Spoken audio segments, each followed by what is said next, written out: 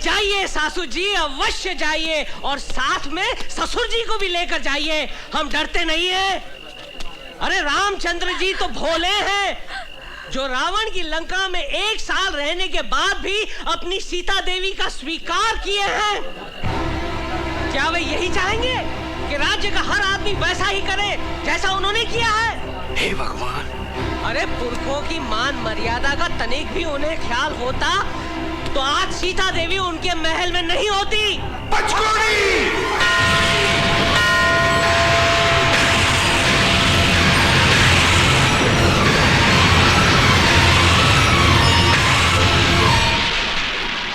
अरे मूर्ख, सुरह पीकर श्री रामचंद्र जी पर कीचड़ उछाल रहा है। यदि उनके कानों तक ये बात पहुंच गई, वो तेरी जीवा काट लेंगे। जीवा! अरे किस किस की जीवा काटेंगे वो? आज मैं बोल रहा हूँ, कल सारा संसार बोलेगा, तो क्या ये सारे संसार की जीवा काट लेंगे वो? अरे रामचंद्र जी तो बड़े हैं, वो कुछ भी कर सकते हैं, लेकिन मैं नहीं कर सकता।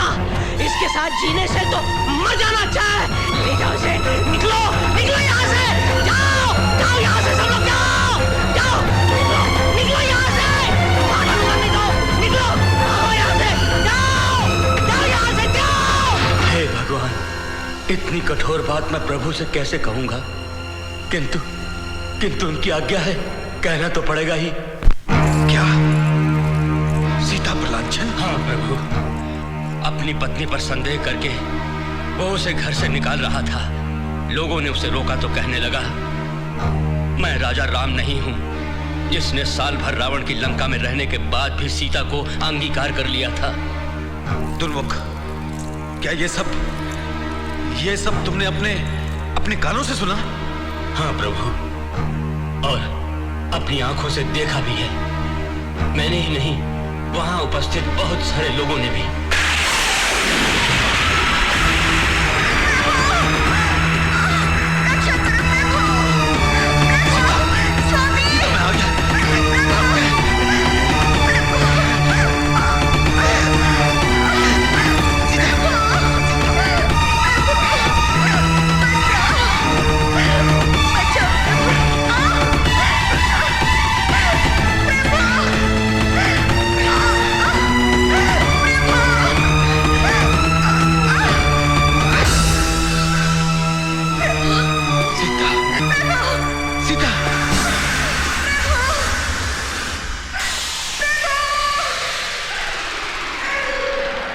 सीता नहीं, ये राजमुकुट हम दोनों के बीच में दीवार बन गया है। मैं इस दीवार को गिरा दूंगा। रुक जाओ राम, इस प्रकार सिर से ये मुकुट उतार कर तुम अपने कर्तव्य से मुक्त नहीं हो सकते। रघुकुल के आदि देवता भगवान सूर्य देव के समक्ष कुलगुरु वशिष्ठ ने यह मुकुट तुम्हारे सिर पर रखकर तुम्हें इस साम्राज्य का महाराजा बनाया है। रिश्ते नातों की परवाह किए बिना प्रजा की इच्छा पूरी करने और उसके सुख दुख का ध्यान रखने के अभिप्राय से हरे दरबार में तुमने सौगंध खाई है। तुम इससे विमुख नहीं हो सकते। नहीं नहीं नहीं, मुझे ये राज, ये प्रजा, ये शासन, ये महल कुछ भी नहीं चाहिए। मुझे सीता चाहिए, केवल सीता। विचलित मत हो राम, आने वाली पीढ़ियों को धर्म का मार्ग दिखाने के लिए तुम्हें सीता को अपने से दूर करना ही होगा। मेरी सीता अग्नि परीक्षा दे चुकी है, वो निष्कलंक है, निर्दोष है। उसका परित्याग करके मैं उसकी कोमल भावनाओं को ठेस नहीं पहुंचा सकता। रघुवंश की परंपरा को स्वर्णाक्षरों में लिखने के लिए तुम्हें अपने स्नेह का बलिदान करना होगा। सूर्यवंश की दीप शिखा आप सबके शौर्य और कर्मों के तेज से ही प्रज्वलित है। आपके वंश का एक अकिंचन सा दीपक होने के नाते मैं आप सबसे पूछता हूँ, क्या मैं केवल एक महाराजा हूँ? क्या मुझ पर मेरा कोई अधिकार नहीं? नहीं। किंतु क्यों? क्यों? क्योंकि अभिमान और स्वार्थ की दीवार गिराकर तुमने निस्वार्थ भावना से राजधर्म के पालन का वचन दिया है, और आज अपने ही दिए हुए वचन को, खाई हुई सौगंध को, उठाई हुई शपथ को ठोकर मारकर अपने सिर से ये मुकुट उतार देना चाहते हो? नहीं, तुम ऐसा नहीं कर सकते। राज्य एक वृक्ष के समान होता है, राजा उस वृक्ष का मूल होता है, प्रजाजन उस वृक्ष के पुष्प है। प्रजा का पालन करना राजा का पहला धर्म है। रघुकुल रीत सदा चली आई।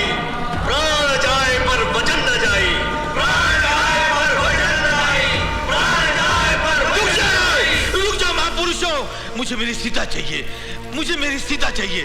सीता, सीता, सीता। क्या हुआ भैया? क्या कोई बुरा स्वप्न देख लिया? नहीं लक्ष्मण, स्वप्न नहीं। मेरी इन जागती आंखों ने सीता के साथ होने जा रही एक सच्चाई देखी है। ये मुकुट, ये सिंहासन मुझसे मेरी सीता को छीन रहा है, मेरी सीता को मुझसे छीन रहा है। भैया, ये सिंहासन आपका है, भाभी यहाँ की राजरानी है, आप यहाँ के महाराजा हैं। महाराजा होने के कारण ही मुझे अपनी सीता को अपने से दूर करना पड़ रहा है। माता सीता को अपने से दूर करना पड़ रहा है, किंतु क्यों भैया?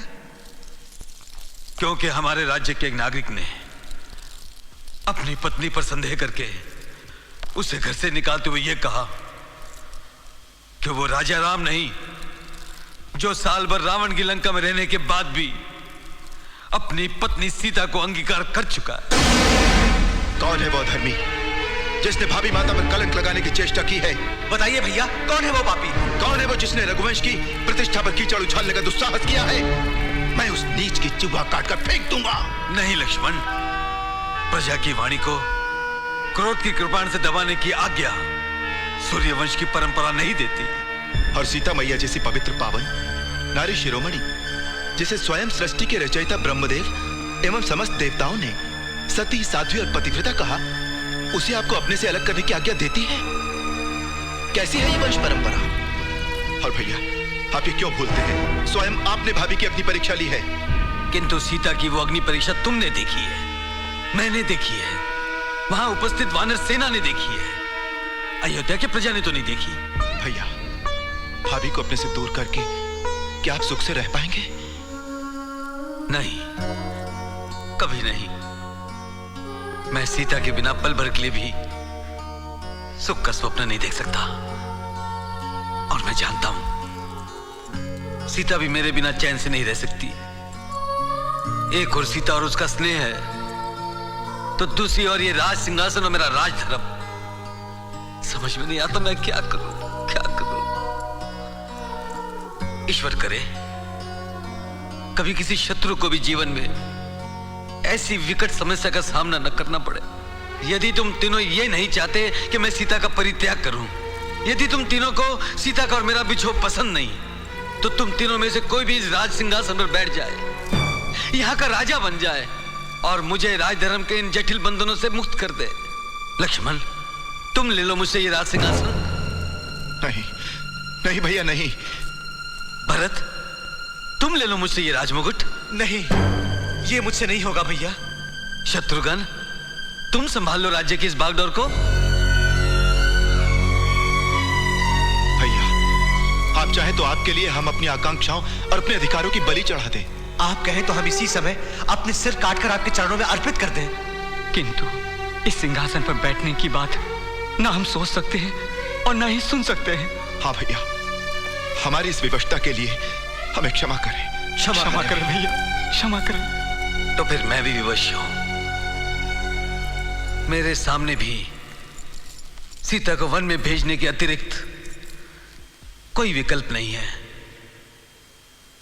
और लक्ष्मण, यह कार्य तुम्हें संपन्न करना होगा। हाँ लक्ष्मण, और उस भागिन को अंत तक यह मत बताना कि मैंने उसका परित्याग किया है। क्षमा करें भैया, आपका इतना कठोर आदेश पालन करने की सामर्थ्य मुझ में नहीं है।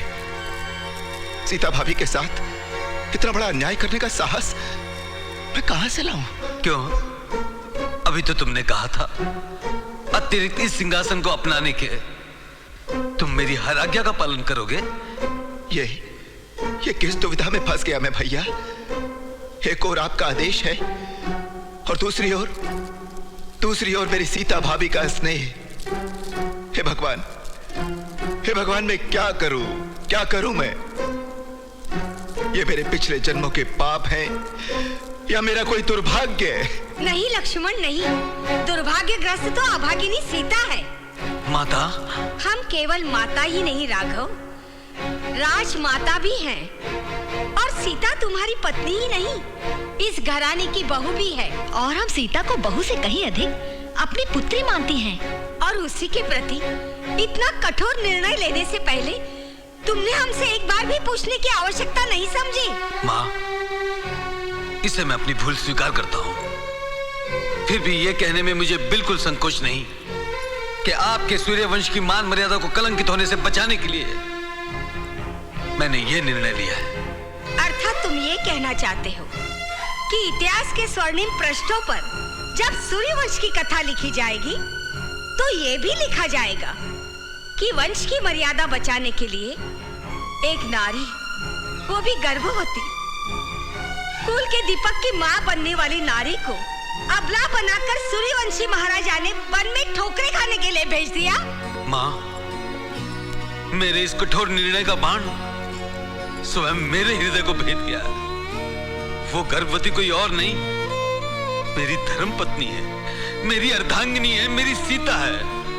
वो मेरे जीवन का एक अंग है, वो मेरे रोम रोम में बसी है। माँ, उसके बिना मेरा जीवन कुछ नहीं।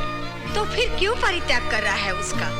मैं क्या करूं माँ, मेरे दोनों हाथ बंधे हैं। एक हाथ प्रजा को दिए हुए वचन की डोर से, तो दूसरा हाथ राजधर्म की निर्वाह की सौगंध से।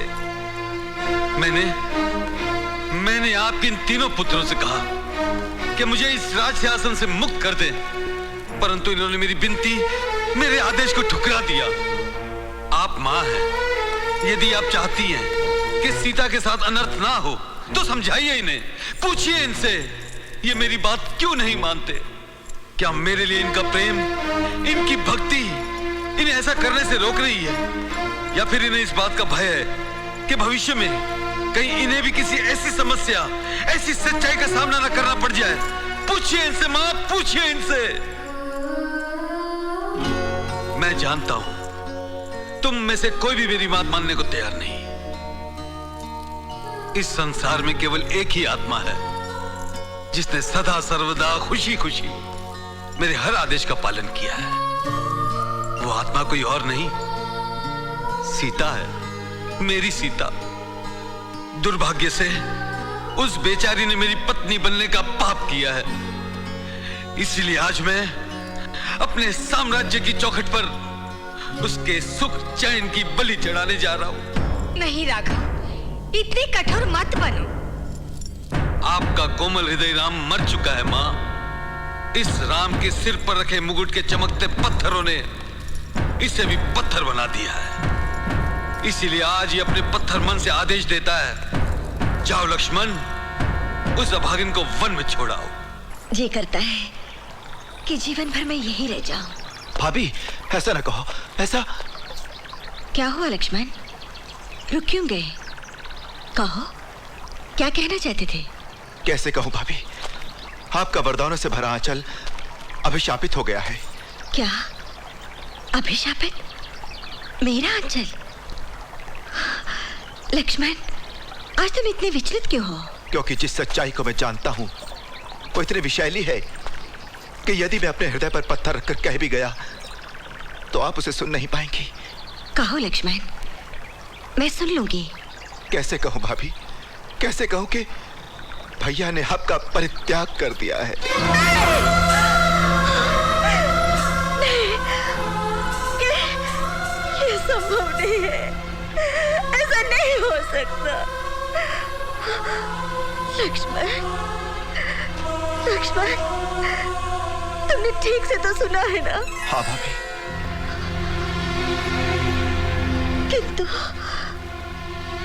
किंतु उन्होंने मेरा परित्याग क्यों किया?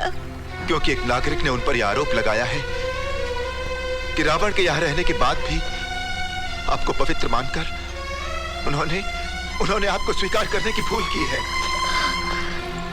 इसका अर्थ तो यही हुआ कि अभी भी उनके मन में मेरे लिए संदेह है। नहीं भाभी, नहीं। मैं अपने भैया के मन को अच्छी तरह जानता हूं।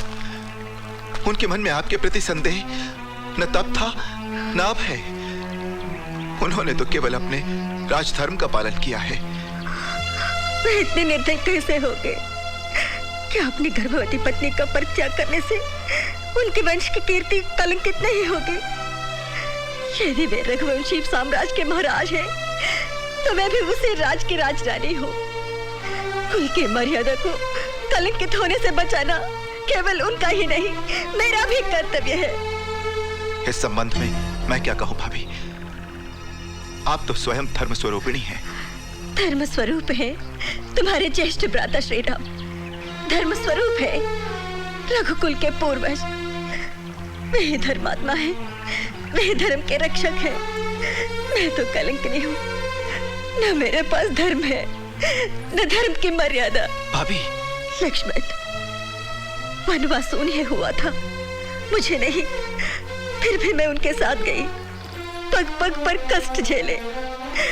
रावण ने मेरा हरण किया था, इसलिए तुम्हारे भैया ने मेरी अग्नि परीक्षा ली। मैंने बुरा नहीं माना।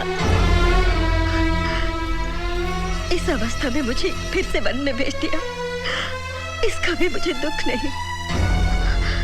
दुख है तो इस बात का कि उन्होंने मुझे पराई समझा, मुझ पर अपना विश्वास खो दिया।